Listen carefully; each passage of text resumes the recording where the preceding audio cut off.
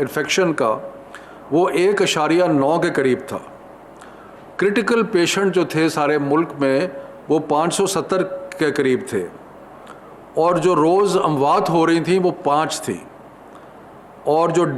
रोज़ के केसेस आ रहे थे वो तकरीबन 600 के करीब थे। फिर जब हमने 26 नवंबर को ये फ़ैसला किया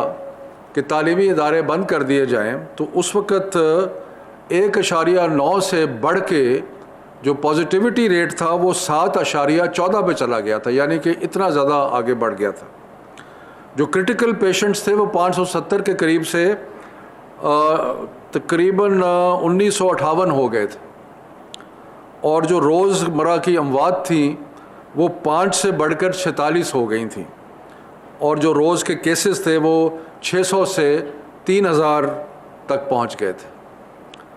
उसके बाद हमने जब ये सूरत हाल नज़र आई तो हमने तालीमी इदारे बंद किए, क्योंकि हमें सेहत के जो हमारे अकाबरीन हैं, डॉक्टर्स हैं, उन सब ने ये बताया कि स्कूल बंद होने का या तालीमी इदारे बंद होने का एक वाज़े असर जो है वो इन्फेक्शन रेट पे पड़ता है। तो 26 नवंबर को हमने बंद किया, उससे ग्राफ कुछ नीचे आया, लेकिन जो हमारे पास लेटेस्ट स्टेटिस्टिक्स हैं वो ये हैं कि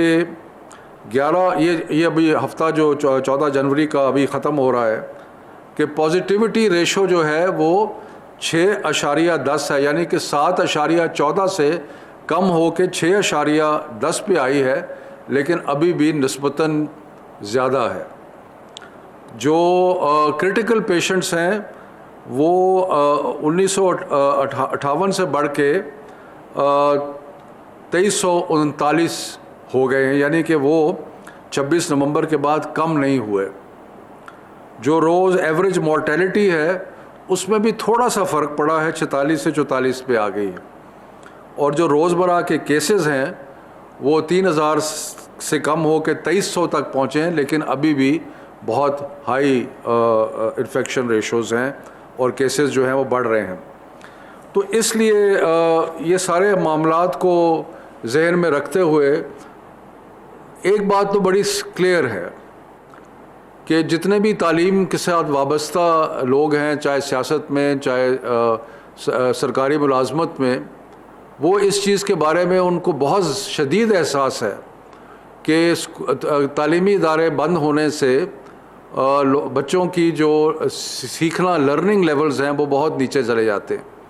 और बहुत नुकसान हुआ है तालीम का इन पिछले 8-9 माह में।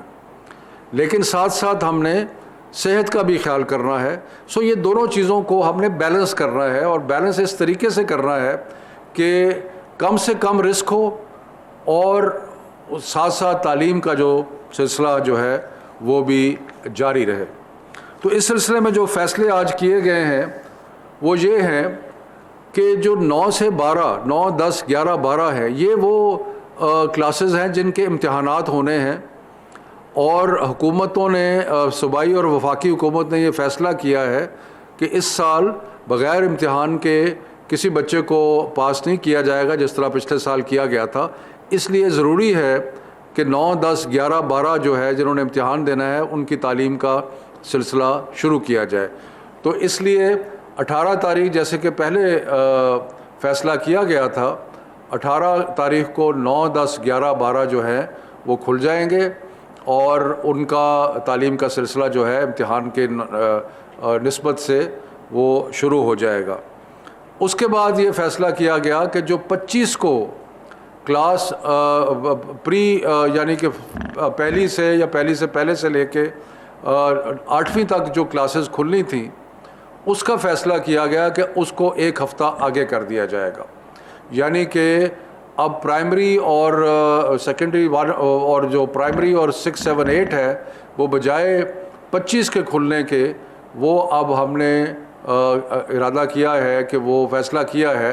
कि वो 1 तारीख को खुलेंगे। उसके बाद जो हायर एजुकेशन इंस्टीट्यूशंस हैं जिसका पहले ही फ़ैसला 1 फरवरी को हुआ था, वो भी 1 फरवरी को खुल जाएंगे। सो मैं दोबारा रिपीट करता हूँ कि 9, 10, 11, 12 जिस तरह मैं दोबारा रिपीट करता हूँ कि 9, 10, 11, 12 जिस तरह पहले फैसला किया गया था 18 तारीख को ही खुलेंगे सारे स्कूलों में, और जो क्लास 1 to 8 है वो अब बजाय 25 जनवरी के वो 1 फरवरी को खुलेंगे, और जो हायर एजुकेशन इंस्टीट्यूशन जिनका पहले भी फैसला हुआ था वो भी 1 फरवरी को खुलेंगे। अब इसके साथ साथ कुछ और चीज़ों के बारे में भी तफसीली बहस के बाद फैसला हुआ है, और वो ये है कि जो हमारे इन्फेक्शन के रेट्स हैं वो मुख्तलिफ़ शहरों में मुख्तलिफ हैं। बड़े बड़े जो सेंटर्स हैं पॉपुलेशन के, लाहौर, कराची, पेशावर, हैदराबाद, वहाँ पे ज़्यादा आपको इन्फेक्शन नज़र आती है और कुछ और जगह पे इन्फेक्शन कम नज़र आती है। तो अगले हफ्ते 9, 10, 11, 12 तो खुल जाएंगे, लेकिन अगले हफ्ते national command and operation centre में हम सारे डेटा का दोबारा स्टडी करेंगे और इस चीज़ पे गौर किया जाएगा कि पहली तारीख को क्या वो शहर जहाँ पे इन्फेक्शन रेट बहुत ज़्यादा है क्या उनको अभी ना खोला जाए। तो ये चीज़ जो है यानी कि एक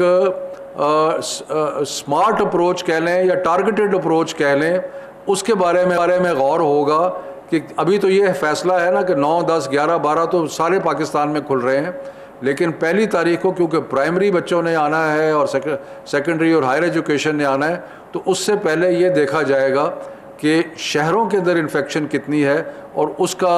हिसाब किताब लगा के कोई पॉलिसी जो है वो अगले हफ्ते की जाएगी। ये मुमकिन है, ऐसा फैसला तो नहीं है, लेकिन मुमकिन है कि अगर किसी शहर में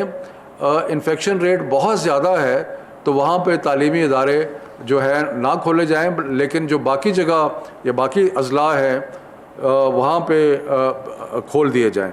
सो एक तो ये है। दूसरी चीज़ जिसके बारे में अगले हफ्ते हमने फ़ैसला करना है कि जहाँ जहाँ बंदिश होती है वहाँ पे जो पहले एक फ़ैसला किया गया था कि हफ्ते में एक दिन बच्चे आएँ और आके अपना होमवर्क जो है वो स्कूल से लेके चले जाएं, तो क्या ये सिलसिला जो है इसको भी हम किसी तरीके से जारी रख सकते हैं या नहीं जारी रख सकते। मैं एक आखिरी दफ़ा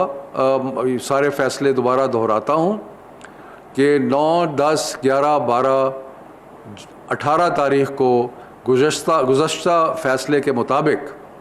18 तारीख़ को खुलेंगे,